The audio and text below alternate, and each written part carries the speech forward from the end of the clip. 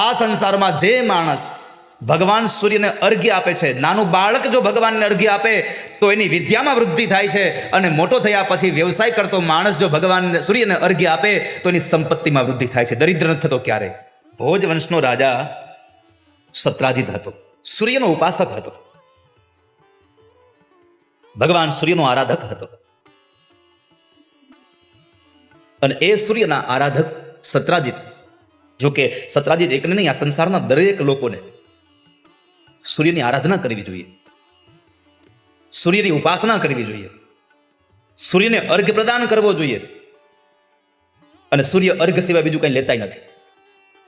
સૂર્ય અર્ઘ્ય સિવાય બીજું કંઈ લેતાય નથી. ઘરમાં એક નાનો હવે લેમ્પ કરો ને તો લાઇટ બિલ લે છે.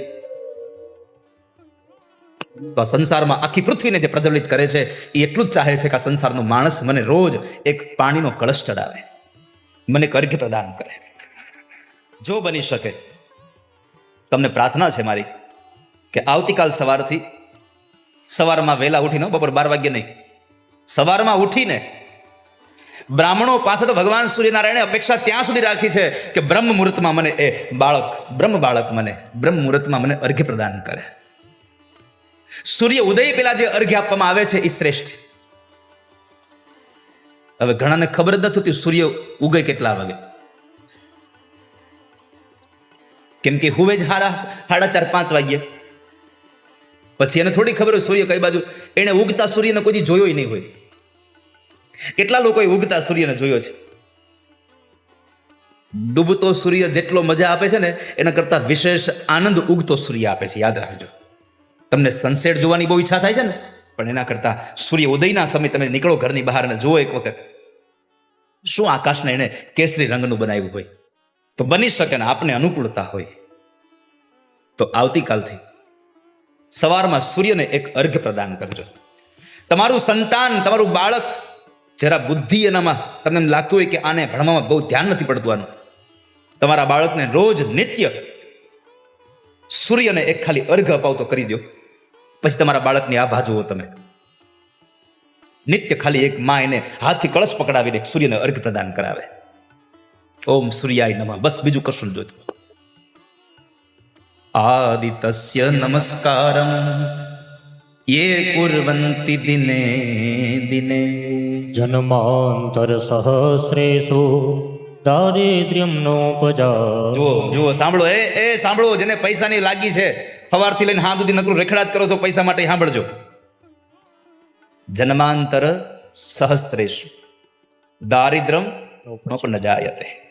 આ સંસારમાં જે માણસ ભગવાન સૂર્યને અર્ઘ્ય આપે છે, નાનું બાળક જો ભગવાનને અર્ઘ્ય આપે તો એની વિદ્યામાં વૃદ્ધિ થાય છે, અને મોટો થયા પછી વ્યવસાય કરતો માણસ જો ભગવાન સૂર્યને અર્ઘ્ય આપે તો એની સંપત્તિમાં વૃદ્ધિ થાય છે. દરિદ્ર નથી થતો ક્યારે.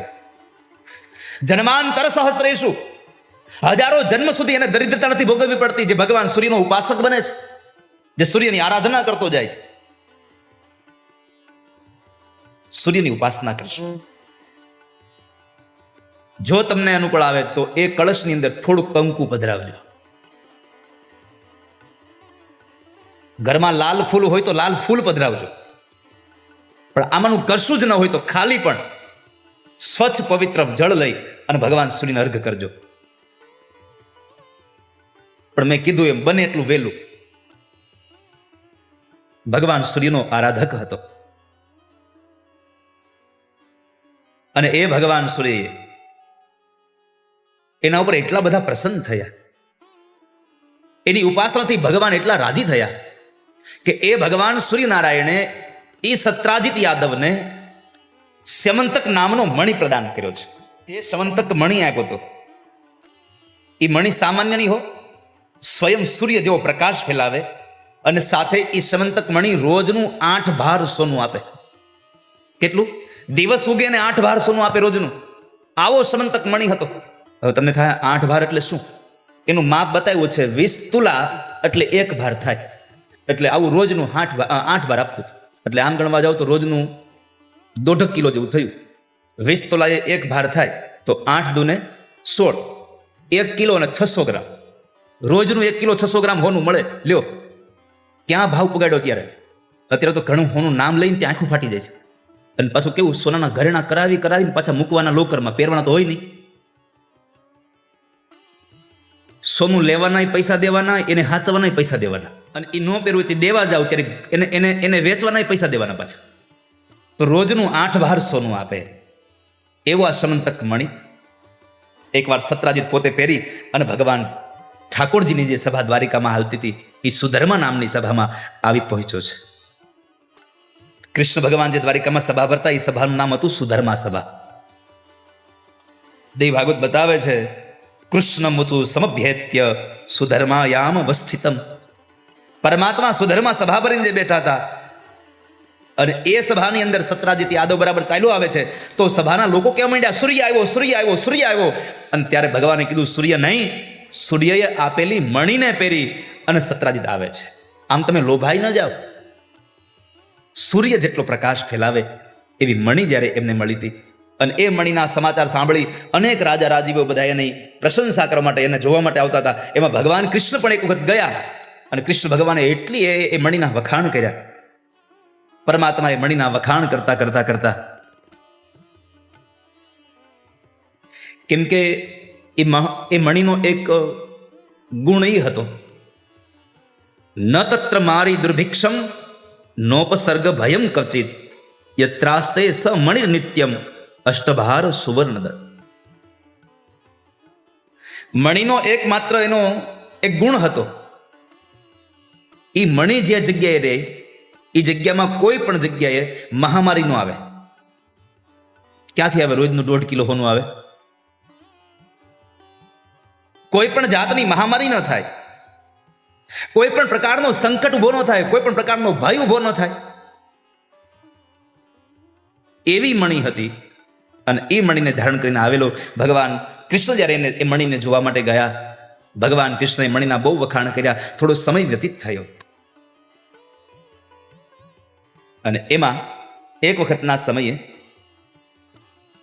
સત્રાજીત યાદવનો જ સગો ભાઈ પ્રસેન સત્રાજીતની ગેરહાજરીમાં, એ બહાર હતો નહીં હાજર, એની અનુપસ્થિતિમાં એ સમંતક મણીને પોતાના ડોકની અંદર પહેરી અને જંગલમાં વયો ગયો. હવે સત્રાજીત ઘરે આવ્યો, મણી જોયો નહીં, એટલે મણીનો આક્ષેપ એમણે ભગવાન કૃષ્ણ ઉપર કર્યો. જેને બહુ વખાણ કર્યા હતા એના ઉપર આક્ષેપ કરી દીધો કે આ મણીનો ચોર કૃષ્ણ છે. અને પહેલેથી મથરાવટી તો મેલી હતી જ, નાનપણથી જ. તમારી એકવાર છાપ પડી જાય ને પછી તમે ગમે તેમ કરો તો એ છાપ ન જાય. દુનિયામાં એક વખત તમને બદનામી મળી જાય પછી તમે ગમે તેટલા તમે પ્રયત્ન કરો એ બદનામી તમે કાઢી ન શકો. મળી દુનિયામાં બદનામી પછી નાસી ગયાથી શું? આ દુનિયામાં તમને ગમે તેમ કરો પણ એકવાર તમને બદનામી મળી જાય પછી તમે એમાંથી ન નીકળી શકો, કારણ કે લોકોની નજર જ નથી ફરતી. તો ભગવાન કૃષ્ણ પર એનો આક્ષેપ આવ્યો. ભગવાને નક્કી કર્યું કે ખોટો આવેલો આક્ષેપ મારે દૂર કરવો જ રહ્યો. આને કેવી રીતે દૂર કરો?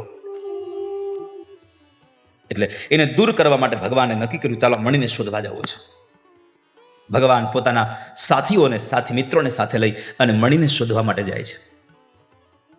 જ્યારે મણીને લેવા માટે જંગલમાં ગયા તો જંગલમાં ઘટના એ ઘટી હતી કે જે પ્રસેન મણી લઈને ગયો હતો એ પ્રસેનનો એક ફાડી ખાધેલો દેહ ત્યાં મળ્યો રસ્તામાં. ભગવાન કૃષ્ણે જોયું કે આ દેહ મળ્યો અહીંયા, કંઈક તો છે આમાં. પણ એ દેહને ફાડ્યો કોણે? તો જોયો છે તો સિંહના ડગલાઓ હતા, સિંહના પગલાઓ હતા. એ સિંહના પગના જે જ્યાં ચિહ્નો હતા એ ચિહ્નો ઉપર ભગવાન કૃષ્ણ અને પોતાનું સૈન્ય ચાલુ જાય છે. યાદવોને સાથે લઈને ગયેલા. ભગવાન ગયા તો આગળ જતા એક સિંહ મરેલો જોયો. એક પછી એક કડીઓ જોડાતી ગઈ. ત્યાંથી ભગવાન આગળ ગયા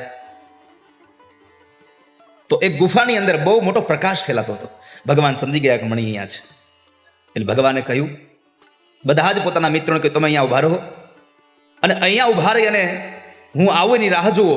પણ જો હું 27 દિવસ સુધીમાં ન આવું તો તમે દ્વારિકામાં જઈ અને મારા પિતાજીને કહેજો કે હવે હું આ સંસારમાં રહ્યો નથી.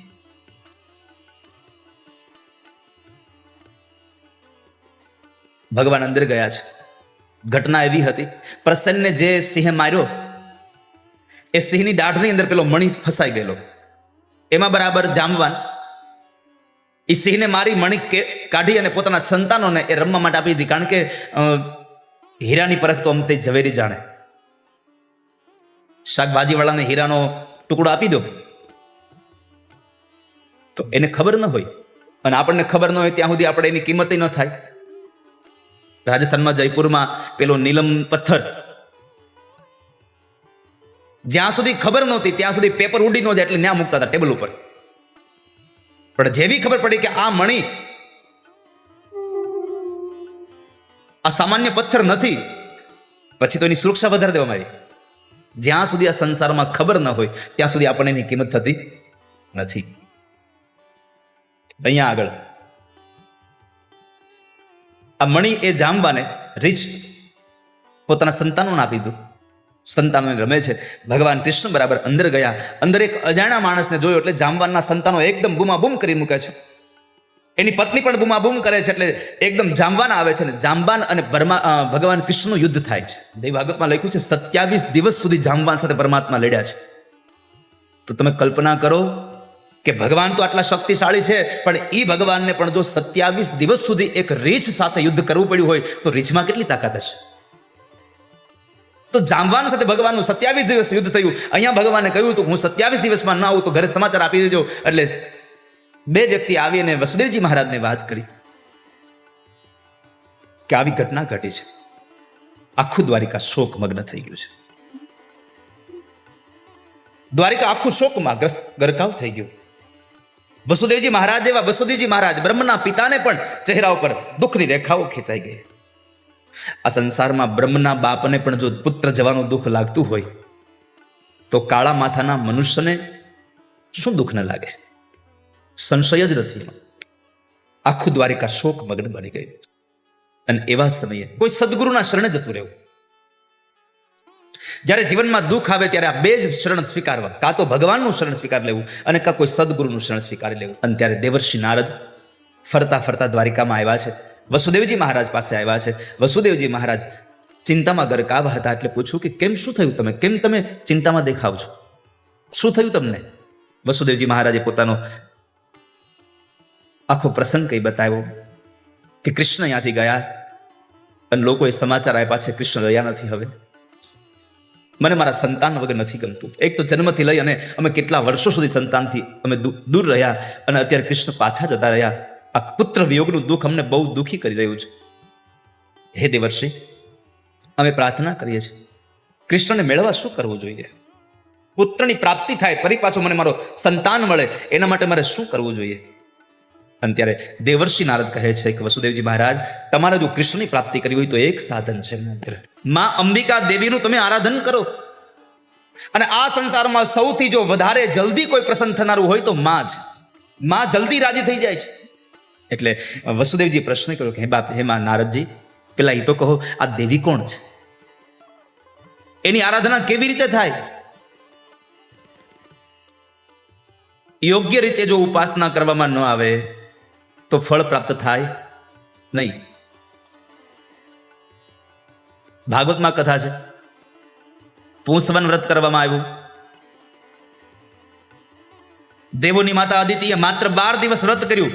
દ્વિતીય વર્ષ સુધી વ્રત કર્યું તો ભગવાન પ્રાપ્ત ન થયા, અને અદિતિએ માત્ર 12 દિવસ વ્રત કર્યું તો ભગવાન પ્રસન્ન થઈ ગયા. કેમ? એના નીતિ નિયમ પ્રમાણે કરવામાં આવે. નારદજીનું કહેવું થયું. પછી ગર્ગાચાર્ય ઋષિને બોલાવ્યા છે. ગર્ગાચાર્યને બોલાવીને કહ્યું, બાપજી તમે તો યદુકુળના કુળગુરુ છો, તો ગર્ગાચાર્ય ઋષિ પણ એમ કહે છે કે તમે દેવીની ઉપાસના કરો, તમે માનું આરાધન કરો. અહીંયા નારદ પણ એમ કહે છે તમે પ્રેમ થકી માં જગદંબાનો યજ્ઞ કરો. કેવી રીતે યજ્ઞ કરવો જોઈએ? સારા નક્ષત્રની અંદર, સારા મુહૂર્તની અંદર નારદજીએ વસુદેવજી મહારાજને કથા કહેવાનો આરંભ કર્યો. એમાં લખ્યું છે કે દેવી ભાગવતની કથા હોય તો એ 9 દિવસની કથામાં કોઈ પણ પ્રકારનું વિઘ્ન ન આવે. બાધાઓના શમનાર્થ માટે બ્રાહ્મણોને બેસાડી અને એ બ્રાહ્મણો પાસે નવાક્ષર મંત્ર ઓમ એમ રીમ ક્લીમ ચામુંડાય વિચ્ચે આ નવાક્ષર મંત્રનો સતત જાપ કરાવવો જોઈએ, જેથી કરી અને વિઘ્ન ન આવે કોઈ. બીજું, માર્કંડેય પુરાણમાં જે બતાવ્યું દેવી સ્તોત્ર, એનો પાઠ બ્રાહ્મણો પાસે કરાવવો જોઈએ. પહેલો સ્કંદની વર્ણન કરે છે, બીજા સ્કંદનું વર્ણન કર્યું, ત્રીજા સ્કંદનું વર્ણન કર્યું. અને એમાં જેમ જેમ અહીંયા માં ઉપાસના જગદંબાની થવા લાગી, ત્યાં ભગવાન કૃષ્ણ અને જાંબવાનું યુદ્ધ ચાલતું હતું. એમાં પરમાત્માએ એક મુષ્ટિકાનો પ્રહાર જાંબવાનને કર્યો, એના ગાત્રો શિથિલ થઈ ગયા, ઓળખી ગયો કે અમારા પ્રભુનો હાથ છે. અને એવા સમયે ભગવાનને યાદ આવી ગયા કે આ તો મારા પેલા રઘુનાથજી છે, ગયા જન્મના અમારા પ્રભુ છે. અને જાંબાન બે હાથ જોડી અને પરમાત્મા કૃષ્ણને કહેવા લાગ્યો, પ્રભુ હું ઓળખી ગયો તમને. જાંબાનની આંખોમાંથી અશ્રુની ધારા પડે છે. ભગવાન કૃષ્ણના શરણે બેસીને કહે છે, પ્રભુ દ્વાપર એ ત્રેતા યુગના તમે મારા પ્રભુ રામ છો, કે જે હું તમારી સાથે લંકામાં આવ્યો હતો, તમારી સાથે આવી અને રાવણના કુળને આપણે માર્યું હતું, અને માં જાનકીને પાછા લઈ આવ્યા હતા, ત્યારથી તમે અમારાથી જુદા પડ્યા હતા, અમારા નાથ આજ મળી ગયા છો તમે. જાંબાન ભગવાનના પગમાં પડી પ્રભુને પ્રાર્થના કરે, તમે મારા એ જ રામ છો હે કૃષ્ણ, પ્રભુ મારી દૃષ્ટાને માફ કરજો, ક્ષમા કરજો. હું તો તમારું સેવક છું, પણ તમને ઓળખો નહીં એટલે તમારી સાથે યુદ્ધ કરી બેઠું. મારા લાયક જે કંઈ કામ હોય મને યાજ્ઞા કરી દો ભગવાન. ભગવાને કીધું છે કે જાંબાન, તારા સંતાનો પાસે જે મણી છે ને, એ મણીને હું શોધવા માટે આવ્યો છું, એ મણીને લેવા માટે આવ્યો છું. આ મણીનો આક્ષેપ, ચોરીનો આક્ષેપ મારા ઉપર આવ્યો છે, ખરેખર મેં ચોરી કરી નથી. અને ત્યારે જાંબાને ભગવાન કૃષ્ણની વિધિવત પૂજા કરી છે. ત્યાં આગળ પરમાત્માની વિધિવત પૂજા કરી અને સમંતક મણી આપ્યો. એટલું જ નહીં, ભગવાન એક કૃપા કરો ને, કહો જાંબાન શું છે? મારી દીકરી જાંબવતીનો પણ હાથ હું તમને આપું, મારી બીજી મણી તમે લેતા જાઓ. જો પરમાત્મા અહીંયા જાંબવતી સાથે લગ્ન કરવા નહોતા ગયા, છતાં પણ જાંબવાને એમ કીધું કે મારી દીકરીનો હાથ મારે તમને આપો છે, આ સમંતક મણી તો લેતા જાઓ, પણ મારી એક મણી તમે લેતા જાઓ બીજી સાથે, મારી દીકરી જે છે મારી જાંબવતી, એને તમે સાથે લેતા જાઓ. અને પરમાત્માએ સ્વીકાર કર્યો. પ્રભુએ જેવું જાંબાને કહ્યું સ્વીકાર કરી લીધો. શું કામ? પત્રમ પુષ્પમ ફલમ તોયમ. આ સંસારમાં મને જે કોઈ માણસ જે કંઈ આપે એનો હું સ્વીકાર કરી રહ્યો છું. અને એ ભાવના નાતે ભગવાને જાંબવતીનો હાથ સ્વીકાર કર્યો. અને પરમાત્મા જાંબવતીને પોતાના પત્નીના રૂપમાં લઈ અને પોતાનો મણી ગળાની અંદર ધારણ કરી અને વૃક્ષરાજ જાંબાન પાસેથી એને વિદાય લીધી. પરમાત્મા દ્વારિકા તરફ આવવા તૈયાર થયા છે. આ બાજુ એક દિવસ, બે દિવસ, આમ કરતા કરતા 9મીનો દિવસ સમાપન થયો. યજમાન પરિવાર યાદ રાખજો, યજમાન પરિવાર આજ યાદ રાખે. બાકીના જેટલા લોકો સાંભળો છો અને કદાચ આવનારા સમયમાં અથવા તો તમે આ નવરાત્રિનું અનુષ્ઠાન કરતા હો તો સાંભળજો. આ બાજુ દ્વારિકાની અંદર ભગવાનનો, એ મા જગદંબાનો, એ અંબાનો યજ્ઞ સમાપન થતો હતો. કથા સમાપ્તિ દિવસે, અને એ કથા જ્યારે વિશ્રામ થતી હતી ત્યારે એ સમયમાં યજ્ઞનું બીડું હોમાય છે. અને આ બાજુથી ભગવાન કૃષ્ણ જાંબવતીને લઈને આવે છે.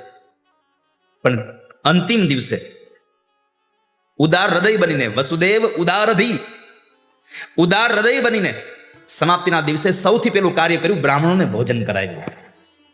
શું કરાવ્યું? બ્રાહ્મણોને ભોજન કરાવ્યું. છેલ્લા દિવસે બ્રાહ્મણો ભોજન કરે. ખાલી વ્યવસ્થા કરી રાખવી એટલું નહીં, લખ્યું છે કે જે દિવસે તમારો યજ્ઞ સમાપન થાય એ દિવસે બ્રાહ્મણો જ્યારે ભોજન કરે ત્યારે મનોરથી પરિવાર એને પીરસતો હોવો જોઈએ, ભાવથી એને જમાડતો હોવો જોઈએ, ઉદાર હૃદય બની અને એને ભોજન કરાવવું જોઈએ. અને બ્રાહ્મણો સંતુષ્ટ થાય એ પ્રમાણે એને નાનાવિધ દક્ષિણાઓનો ઉપહાર આપવો જોઈએ. બ્રાહ્મણાન ભોજયામાસ દક્ષિણા વિરતોષય. યથાશક્તિ અને દાન અને દક્ષિણા મળે. તમે શાક માર્કેટમાં શાકભાજી લેવા જાઓ, 20 રૂપિયાના કિલો બટેટા હોય ને તમારી પાસે 10 રૂપિયા હોય, તમને કોઈ કિલો બટેટા આપશે? 60,000નું એક તોલું સોનું હોય અને તમારી પાસે 65,000 રૂપિયા નહીં, તમારી પાસે 68,000 રૂપિયા છે, તો 70,000નું તોલું હોય ને 68,000 તમારી પાસે પડ્યા છે, 2,000 ઘટે છે, એક તોલું સોનું આપશે કોઈ? પણ બ્રાહ્મણો એવા છે કે તમે ગમે તેટલી દક્ષિણા આપવાના છો એને ખબર નથી, પણ જેટલા શ્લોક બોલવા પડે છે શ્લોકોમાં ક્યાંય એને કાપ નથી મૂકવા સુધી. બ્રાહ્મણોને ભોજન કરાવ્યું વસુદેવજી મહારાજે. એ યજ્ઞ સમાપન થયું અને બ્રાહ્મણોને દાન દક્ષિણા આપ્યા. અને બ્રાહ્મણો જ્યારે આશીર્વાદ આપતા હતા, આયુષ્યવાન, લક્ષ્મીવાન, ધનવાન, પુત્રવાન, કીર્તિવાન, આ બધા જ્યારે બ્રાહ્મણો આશીર્વાદ આપતા હતા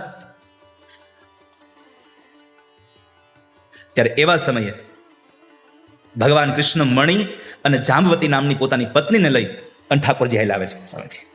જ્યારે બ્રાહ્મણો પુત્રવાનનો આયુષ્ય આપતા હતા, એને દીર્ઘાયુષ્ય પુત્રવાનનો જ્યારે આશીર્વાદ આપતા હતા,